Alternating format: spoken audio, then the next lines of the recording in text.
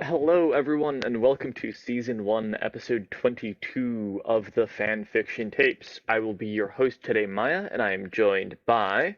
Vesper. And I'm our producer, Ian. Today's episode is a Trope Roundtable on MacGuffins. For those of you who aren't familiar with the term, this was originally coined by a friend of, I believe, Alfred Hitchcock. I can never remember his name. It's popularized by Alfred Hitchcock, but it's he credited it to Angus MacPhail. That's the name. Angus. Alright, so MacGuffin is a type of plot device where it doesn't really matter what it is. You could change it out for like a bar of soap, and theoretically the plot could still work. There's no inherent properties of the item, but everybody wants it. It doesn't actually within the film do anything, or well, I say film because I'm thinking of Hitchcock and a couple of movies it's used in, but books, fanfic, whatever. You have it, but doesn't. A common comparison for MacGuffin is the One Ring, which is actually not a MacGuffin because the One Ring does things. But in the case of So a better example would be my life thus far.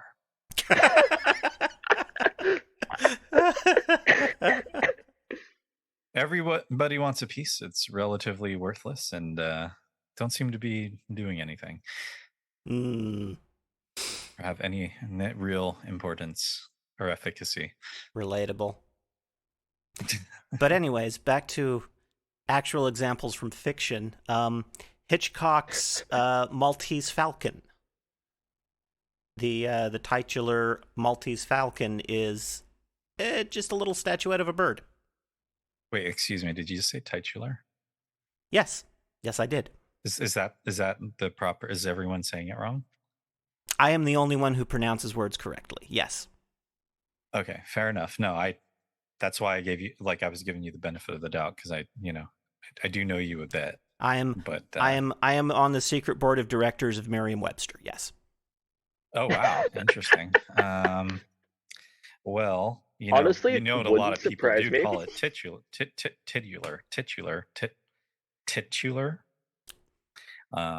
You just, I mean, would I be able to get you to maybe pronounce it titular instead? I will take that under advisement and bring that up at our next quarterly meeting. Only because it's funner, not because it's right. So, okay, moving on. One example of a MacGuffin that likely most are familiar with is the Ark of the Covenant from Raiders of the Lost Ark. It doesn't really, for most of the plotline, do anything. It's not actually used to accomplish anything. But at the end of the movie, which spoilers, when the Nazis get it, they open it up and they all get their faces melted. One of my favorite movie scenes of all time, actually. Does a little bit more than your typical MacGuffin, but it is one that's pretty well known, along with probably my personal favorite example of a MacGuffin that I can think of is the scroll from Kung Fu Panda. Oh shoot, I haven't seen that movie. How? It's been out for like longer than I've been alive. But since you told me the title's Kung Fu Panda, you said it was a scroll, and it is a MacGuffin. I can already assume what it was used for in the movie. I've seen the scene. I haven't seen the movie, but I've seen the scene. It's just important. There is a scroll. It's important. Everybody wants it because it reportedly has the ultimate kung fu knowledge on it or something similar. Nice. And it doesn't do anything for the plot, really. It's actually just a shiny scroll. Literally. And that's kind of the thing, is it doesn't have any specialty to it. It's just a mirror. Interesting. And for the main character of Poe, that gives him some personal motivation. It's basically affirming you are enough for him. And it doesn't really do anything. The main bad guy wants it. The main bad guy actually gets his hands on it and looks at it. But it doesn't make him any better at Kung Fu. He still gets It's almost like it's on the cusp of being a full plot device and a MacGuffin. It's flirting with the border. Well, MacGuffins are plot devices. It's just not all plot devices are MacGuffins because they pretty much exist to be. Yeah. But yeah, it is at the end kind of almost escaping MacGuffin territory. It's interesting because that means, in a weird sense, like Kung Fu Panda is a story about like kind of relevant to now. It's almost like a race about the race to nuclear arms, in a sense. I've never seen it. I'm just assuming. You know, If that scroll's so important, right? Like, I never really sat down and thought about it like that, but I could absolutely see a analysis of the movie centering around it being a depiction of Cold War conflict. interesting. So the scroll makes you powerful, and but it's not used in the movie at all, I guess is what you're saying. Exactly. Yeah, That's it's not really what's on the scroll. It's what you Sure. realize by looking at the scroll if you're in the right frame of mind. and what makes it a MacGuffin isn't that the knowledge that you gain by the scroll is going to give the protagonist the power to stop the bad guy or the antagonist the power to take over the world. Its relevance to the story is that everybody wants it. Yeah, that's Gotcha. kind of what matters about MacGuffins. If you could swap it out with basically a mundane object and maybe with a little bit of work, it still functions. Probably MacGuffin. One example that uh, OSP's Red gives on her episode about MacGuffins is an example of in a spy movie if they have like a flash drive of classified documents and you swap it out for a bunch of fissile material and the plot more or less works the same, then it's probably MacGuffin. But as long as the contents aren't really revelatory and not used in the film, in a significant way. yeah, and kind of to the natural then discussion point from that is what isn't a MacGuffin? So I mentioned the One Ring from Lord of the Rings earlier, and I'm going to talk about that a little bit more.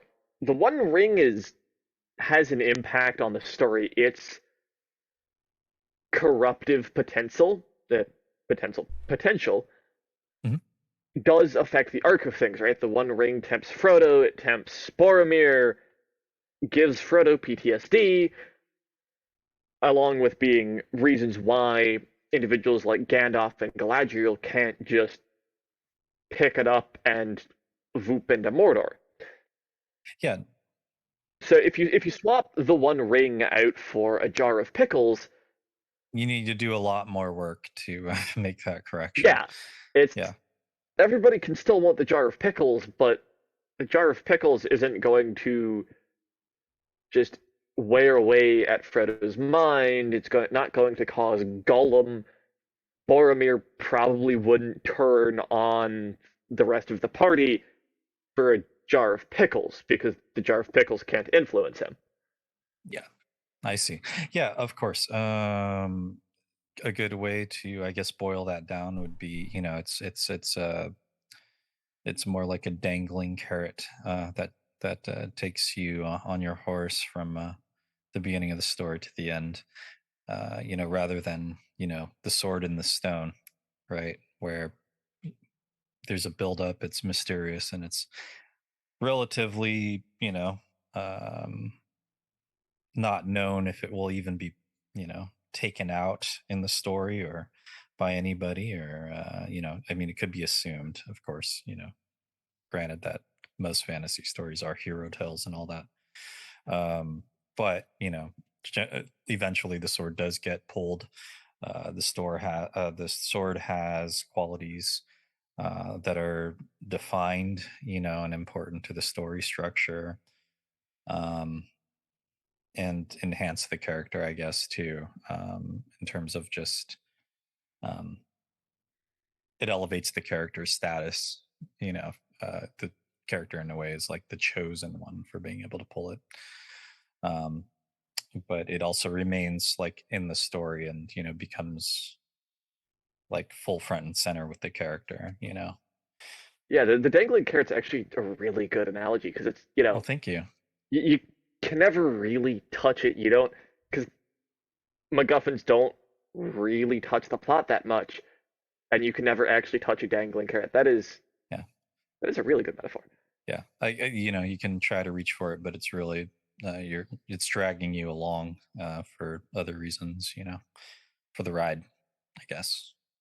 Here's one to consider whether or not it's a MacGuffin. What about the Death Star plans from Star Wars Episode 4? Yeah, I think we have to be careful because now you're actually getting into an interesting territory where we're running the gamut of grays now. It's definitely in that gray. I think it's straddling the border a little bit more firmly on the MacGuffin side because for like 90% of the runtime, it's not actually useful. Yeah, right? But I mean, it has just as much efficacy as the ring in Lord of the Rings because it is a weapon of mass destruction. Well, it's not easily swapped out with something because it is really just an efficient artificial star, if you will. It's a cylindrical object in space. It's spherical. Sorry. Excuse me.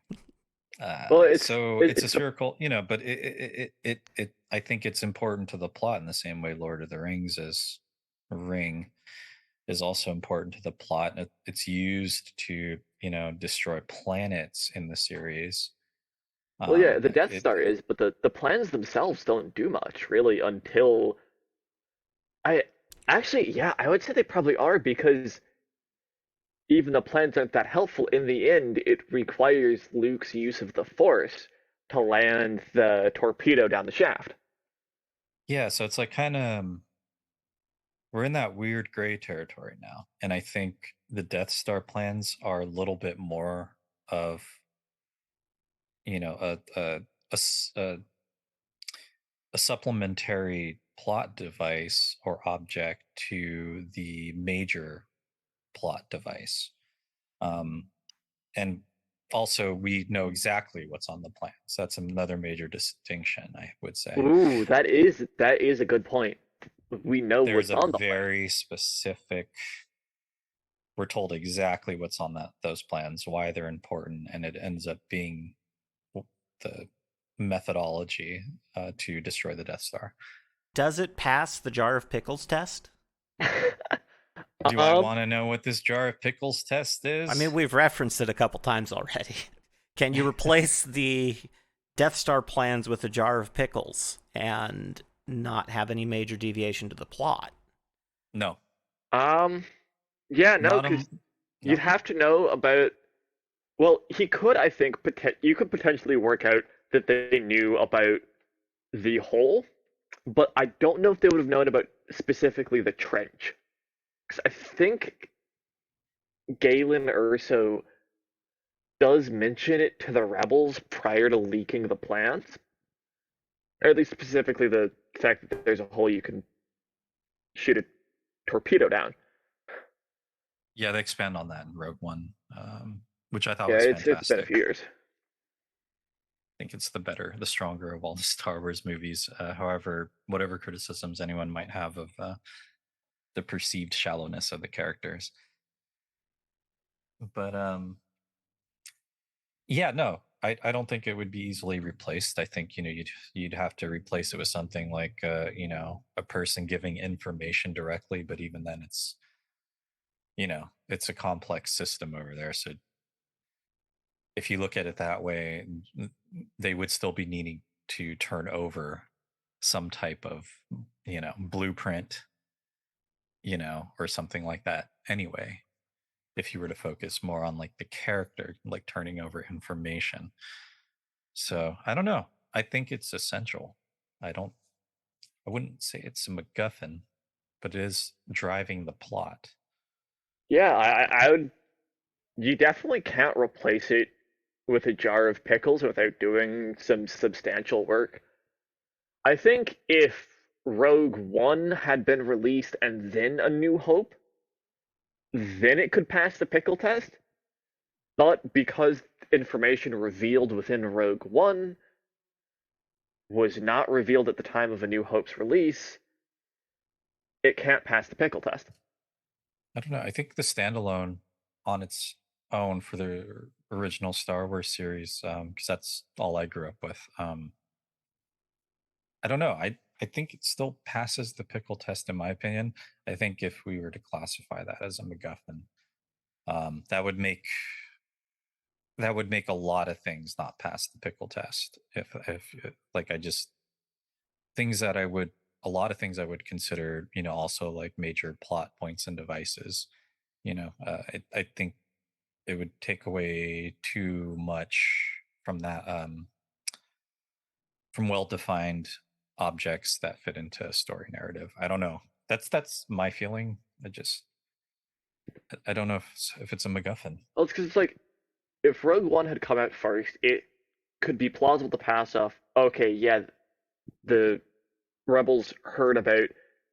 There's this one hole on the Death Star that they need to shoot a torpedo down, and they have to get past the ray shielding. So they have to use unguided bombs. But the some of the specifics, like the trench and stuff, I don't think you could really the exact location of it.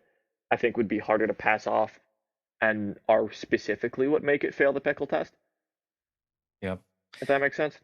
Yeah. No, I could see reasons for it, but I think we would have to unduly consider a lot of things MacGuffins that shouldn't be if that one passes the test or doesn't pass the pickle test or whatever. Got that backwards, forwards, who knows? Ian, thoughts?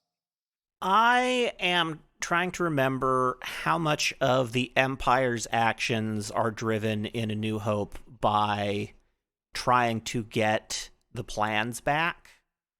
And I'm not really remembering much outside of like the first third, maybe, of the film.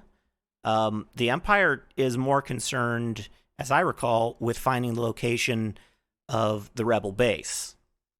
Yeah, because they just want to, it's easier to just destroy them. Yeah, outright. It's an asymmetric plot driver for the two sides of the conflict. So I think that's another way that it doesn't really pass the MacGuffin test. That's true. Interesting. I will like to take this time to remind everyone that the entire movie revolves around the Death Star, and that it is a clearly defined object with clearly defined information. It is made important right off the beginning of the movie. So now the question is because it is such a clearly defined object, it is so intimately intertwined with the plot, the entire story. Are you suggesting that the Death Star itself might be a MacGuffin? No. I am suggesting that the Death Star plans most certainly aren't a MacGuffin, but in a way they're, more critical information in the story. Besides, once you know that the Death Star is a weapon of mass destruction, it's kind of all you need to know. And the plans are, they just have so many. I think it's just overlooked because Star Wars is fantasy, non-fantasy. So it's hard to look at it through the lens of like a fantasy movie sometimes, or like certain things get overlooked. That's at least my perception of science fiction movies. When I watch fantasy, I'm less concerned with how much I can feel like I could really be there. Care less about like the magical things that are happening. With sci-fi, it's like things still need to have like some type of rooting in reality. So I think a lot of things get overlooked. But I would say it's a very clear defined information. So the question is knowing that, is it still a MacGuffin? I feel almost like there's 3 parts to a MacGuffin Because the information's not supposed to be that important in a MacGuffin. I think the plans on their own are the most interchangeable part. And the Death Star, everyone is motivated by it. The rebels want to destroy it, the Empire want to use it to squish the rebels. There's kind of the third part where you have to be able to interchange the object of desire without too much work that causes Star Wars to fail the pickle test. Yeah, that's what I'm saying is like I don't. It's a great, like don't mean to give Star Wars too much credit, but and I love Star Wars. Don't get me wrong. The Star Destroyer, a great plot device. It's a great story narrative to be a tale of weapons of mass destruction. Even though that's kind of it's kind of a trope in sci-fi, and I think it's important to consider that just there are some things about even the Death Star that, like what you guys both said, maybe the Death Star is even more of a MacGuffin in that way than the actual plans. I think it would be easier to change out the Star Destroyer or to something else. Yeah, but those the Star Destroyers that show up don't really. No one's driven Death by them. Star. Death Oh, Star. You accidentally swapped the name Death Star for the name of another thing that is in the story. ATST, Dragon Ball DBZ. that actually is another MacGuffin, the Dragon Balls. I don't know a lot about Dragon Ball. I know that there are 1,000 episodes, and I could say after 1,000 episodes, maybe they are a MacGuffin after all. Because that story has not ended. And these 1,000 episode animes are, well, okay, I'll not share my opinion on them. Anyway, I digress. This is yeah, I think we've probably come to a conclusion that the Death Star plans are not really a MacGuffin. So what are some other examples that we can talk about besides the Dragon Balls? I've got one, maybe. I've also got one. Let me go first, cause yeah, yours will probably be quicker. Yeah, mine is also really, really old, cause this is a really, really old trope. All right. Are you familiar with the Greek myth of Jason and the Argonauts and the quest for the Golden Fleece? Yes, I am loosely familiar with. Me too. That myth. The Golden Fleece is a MacGuffin. In the original, I would say probably. I would say yeah, probably. I don't remember all of it exactly.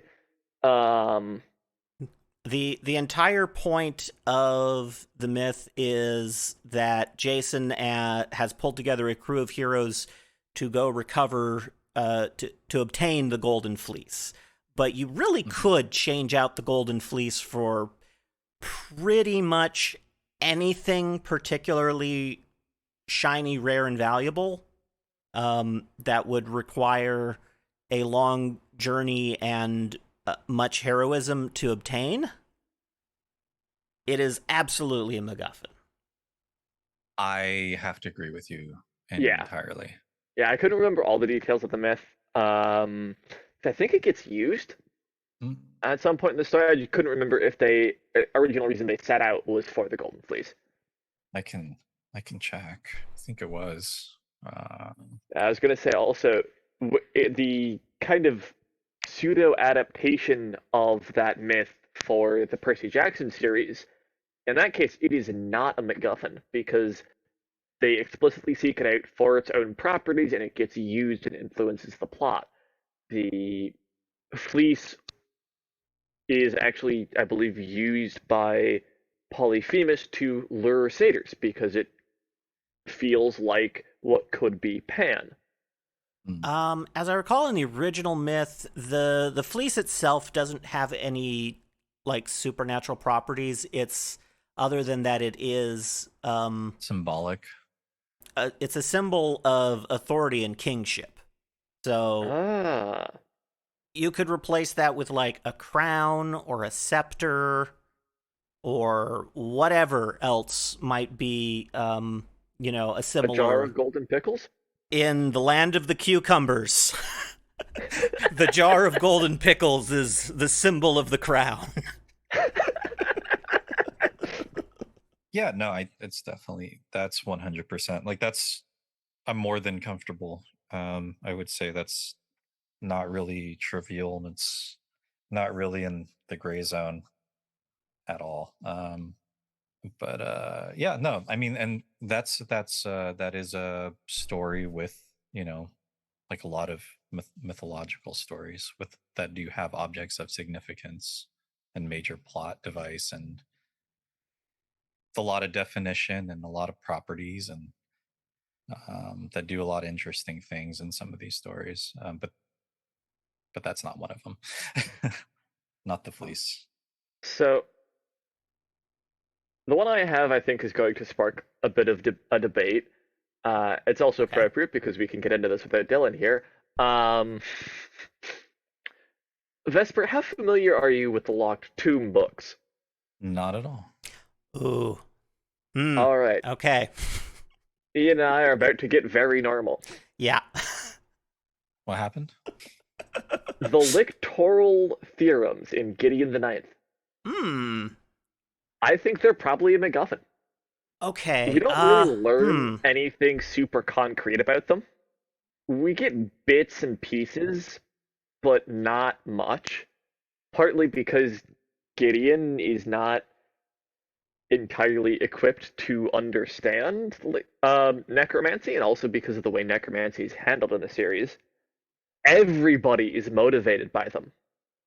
And I think if you exchange that for...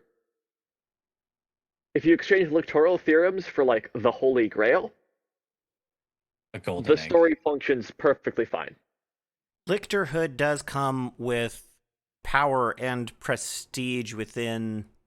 Well, it's power, for one thing.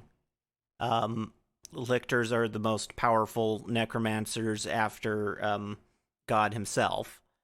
And as such, that also comes with a whole mess of social prestige within the Empire.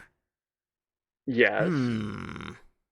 But there are other things that could also grant that prestige. Finding some holy relic, for example. Yeah, so there's like a ritualistic object or something, right? Or some type of... It is a 10,000-year-old ritual that has been forgotten. Oh, it's a ritual. It's not an object. Yes. Yes, the process of Gideon the Ninth is rediscovering that ritual and choosing to undergo that ritual. If you undergo the ritual, it makes you immortal and very incredibly powerful at necromancy. Okay, so there is that, but the question now is sorry to jump in, I don't know anything about this, but as an outside perspective, there is now a different element we can kind of like look at, and that would be the level of significance of the specifics. Like, we know what it does. Is it ever used or clearly defined in any kind of way? Is another one we can look at. It is at. not clearly defined. The lictoral and if process... it was, how much would it matter? Okay, so it is eventually revealed what the 8 steps are, and it's a plot twist near the end of the story what those are. Okay, fair enough. Like, Ianthe is the first to accomplish it, and she explains it when the rest of the survivors come upon her after completing the ritual. Does she explain it in detail, though? I thought she was being kind of, like, coy and a bit of an asshole about it. Well, yes, because she's the Now Anthe. I understand the angle you're coming from. The angle you're coming from is specifically that it's even made to be kind of less important in the book itself. It's kind of almost like the author's dismissing certain details, is what you're feeling. I don't know if the author's dismissing certain... Part of it is that the perspective character, the narrator for the story, does not have a functional grasp of necromancy, and this is like postgraduate work in electrodynamics type of necromancy. Yeah, Yanthe is kind of coy and an asshole about it because that's who she is. But she does outline the 8 steps when she's explaining what she did. That said, I think the trials themselves may be more of a MacGuffin. Well, the trials are each of the steps, right? The trials all combine for the Eightfold Word. The trials are designed to reveal the steps, but Yanthe manages to pull the ritual off without actually going through any of the trials. That's part of her bragging when she does it. Yeah.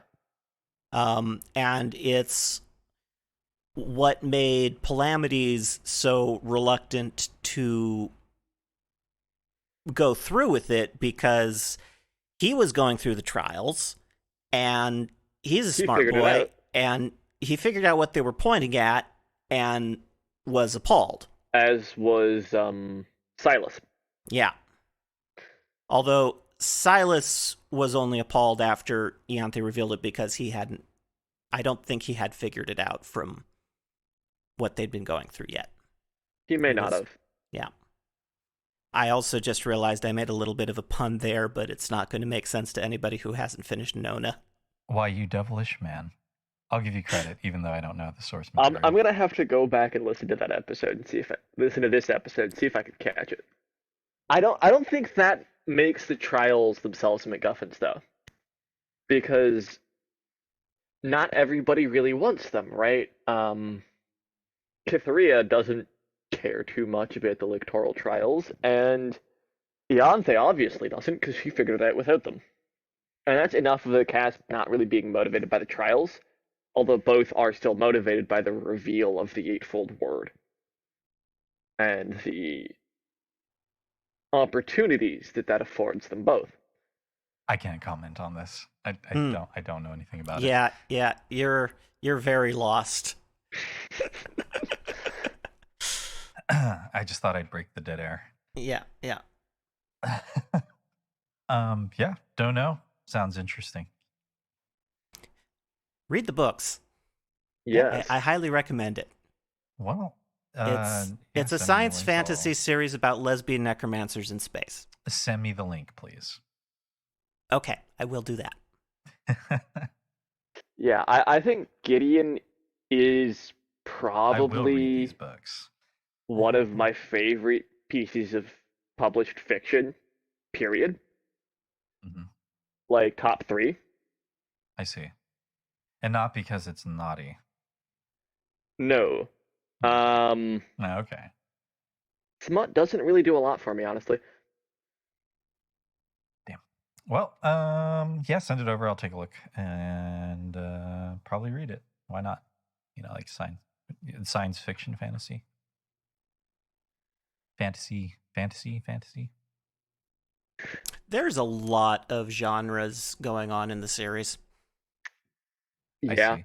That seems to be the thing to do these days, too. I know that's not what we're talking about, but, just combining science fiction and fantasy genres together. Yeah. To kind of break things up a bit, I guess. Okay, we are racking up the hours, and I am getting increasingly tempted to make a joke that I really shouldn't, since I know my mother listens to these episodes. Sorry, Mom. Cover your ears. let's get on to MacGuffin's strengths. And this was actually part of why I brought up the Locked Tomb. Because you can. Tropes are generally a shortcut of some kind. It is a way to do things with less effort. Sure. And that allows you to redirect that effort and put it elsewhere. And I think probably the biggest strength of the MacGuffins is they allow you to put less effort on making the wheels of the plot spin and instead focus on the characters and the character interactions, which is a particular strength of Gideon the Ninth. I suppose that is a good point in favor of that, of considering the lictoral theorem to be a MacGuffin of that story. Yeah. Yeah, MacGuffins, especially the way they're talked about, kind of get a bad rap. I mean, hell, the way we talk about, you could just replace them with a jar of pickles. Which is deeply entertaining to me, but also a little demeaning towards MacGuffins. They're a useful tool, especially if you struggle somewhat with plot and motivations, but you want to kind of have more fun playing around with your blorbos. And in that case, a MacGuffin may be a good choice, because MacGuffins don't have to be something that's lame and uninteresting. Star Wars and Dragon Ball Z are some of the most popular and well-known franchises out there, and both of them center around things that are very MacGuffin-like. Yeah, that is true. It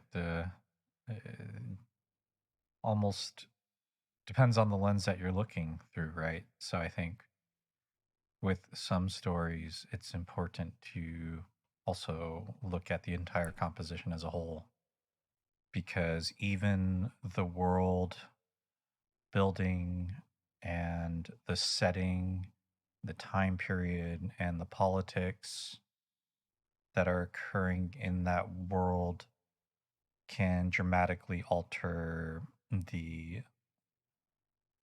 objects of interest inside the story. In terms of the plans are fit the universe. Everything's kind of the perfect environment for bad things to happen. Whereas Dragon Ball just goes on forever and ever and ever and ever and ever. And who cares? Anyway, who cares about Dragon Ball? And you don't even necessarily need to really flesh out your MacGuffin if you just want to be playing with your blorbos. One Piece has been running since before TVs came in 16:9 aspect ratio. And we still don't even know what the One Piece is. Yeah, but it has been driving the plot of that series. Of that animation, but usually that is also the thing that comes out of my mouth when I speak on long-winded, useless media that doesn't respect the viewer's time. I don't know. They would probably make the argument that that they're receiving the ultimate fan treatment for having so much content, but I don't know. I have a different opinion on the matter. Yeah, I read a bit of the manga some years ago that a former friend had. Can't say I was super impressed. It was kind of a neat concept, but I was never really hooked. So I was not one of the unfortunate suckers who's, read it for 10 years or whatever. That's good. Yeah, I mean, like with something like that, especially if you want to do, I think sometimes people really do enjoy characters inside of, a particular world or what have you. And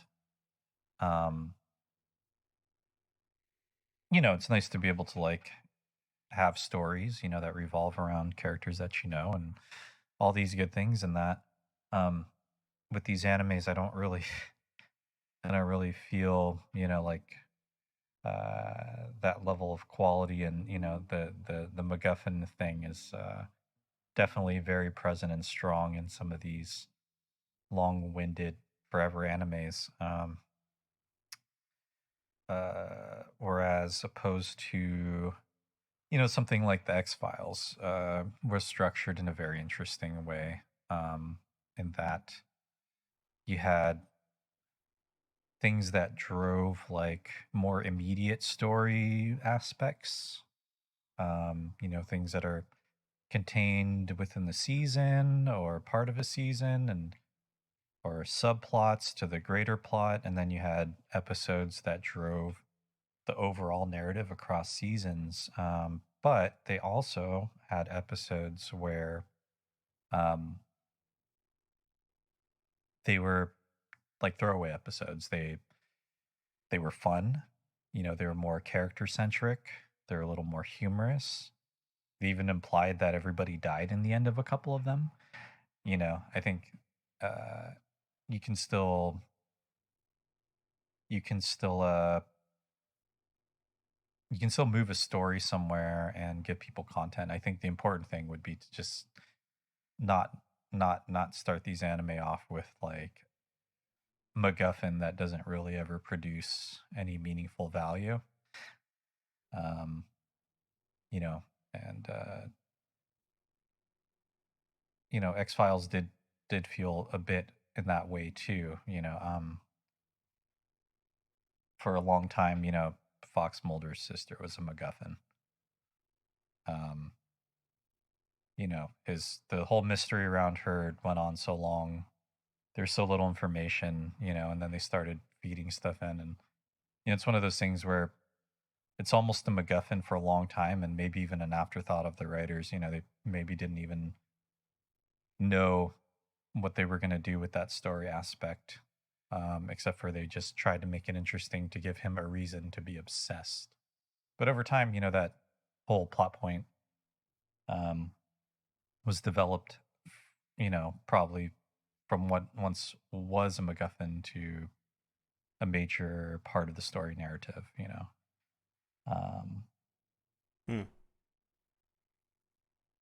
Yeah, that's an interesting one too. Like MacGuffins that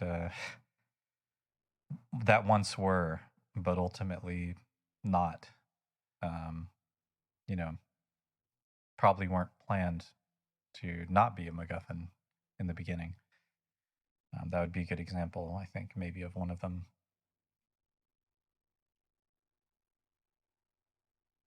The Search for Mulder's Sister. I don't know if you guys are familiar with X-Files, but it's fantastic. Nope.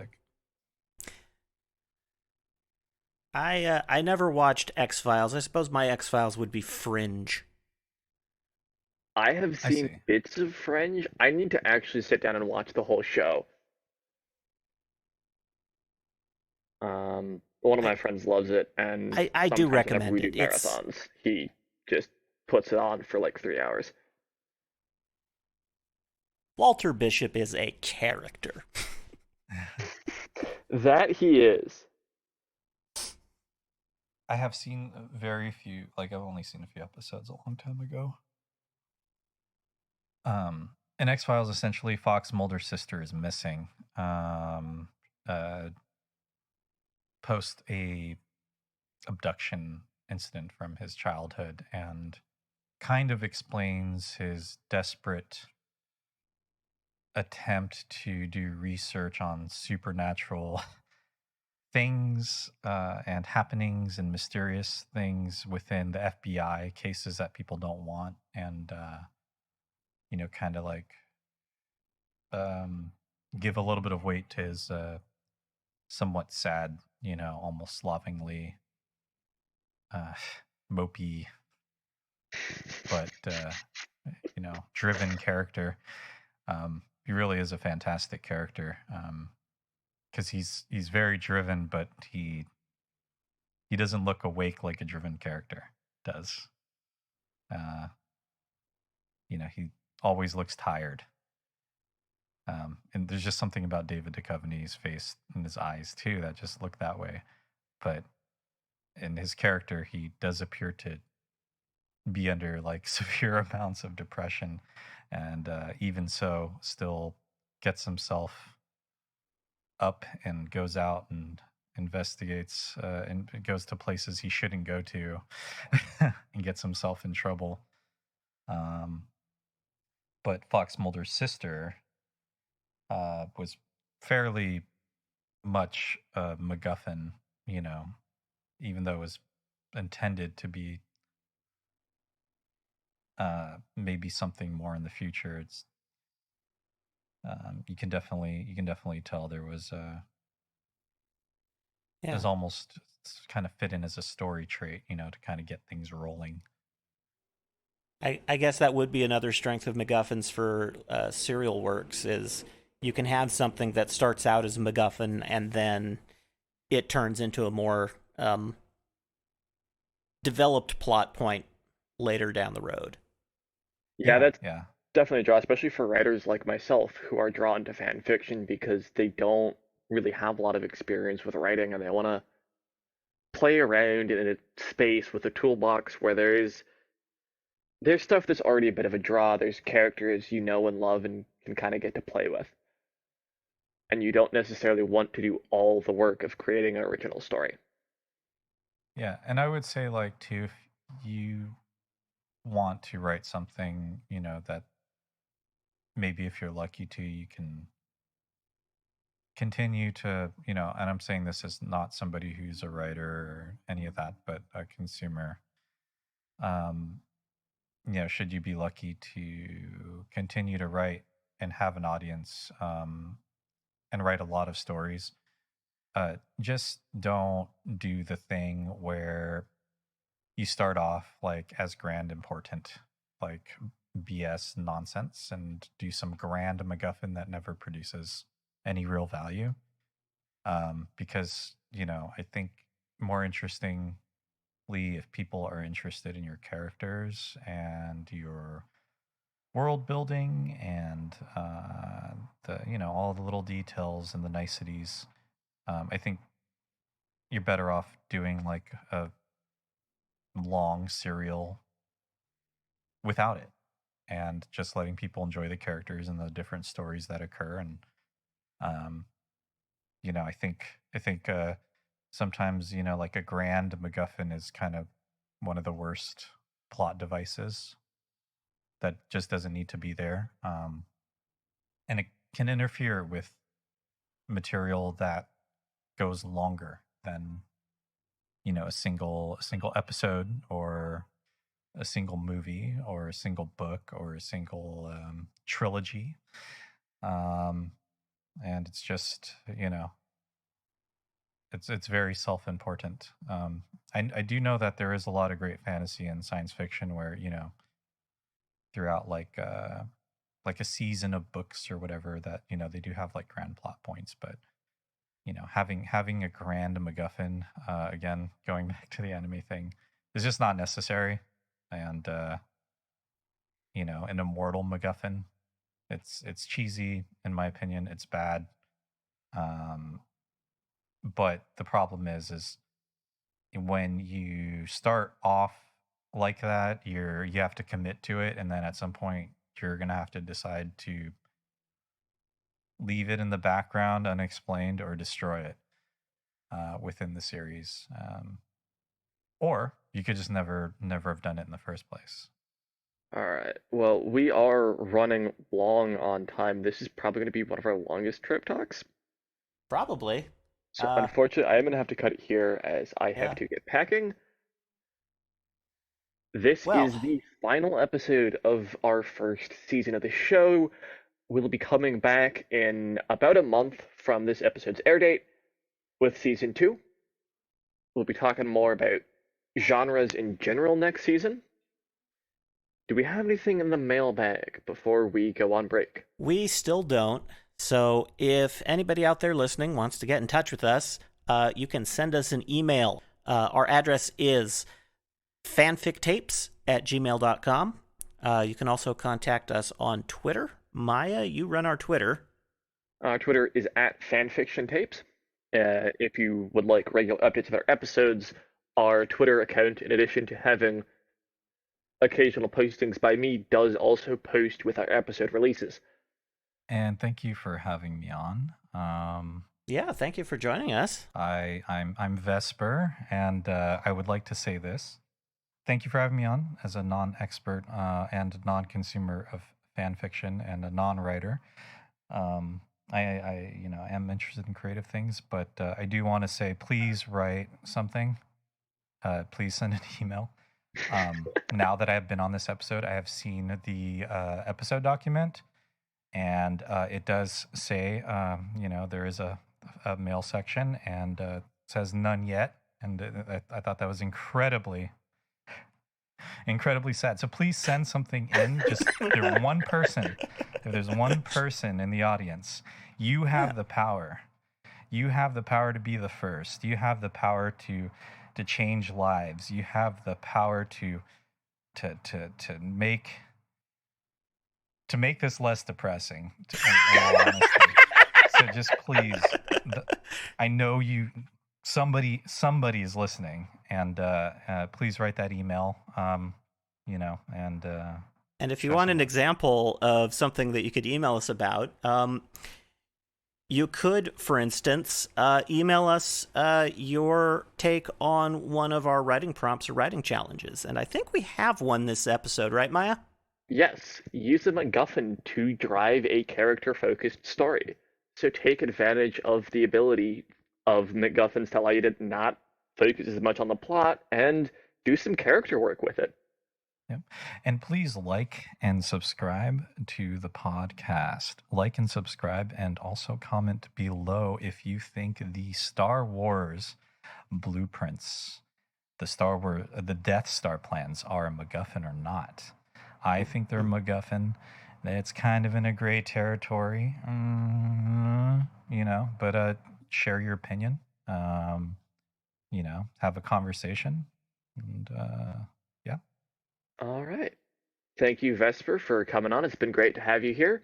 Oh, thank you for having me. I am and have been Maya. And I am our producer, Ian. Until next season, goodbye.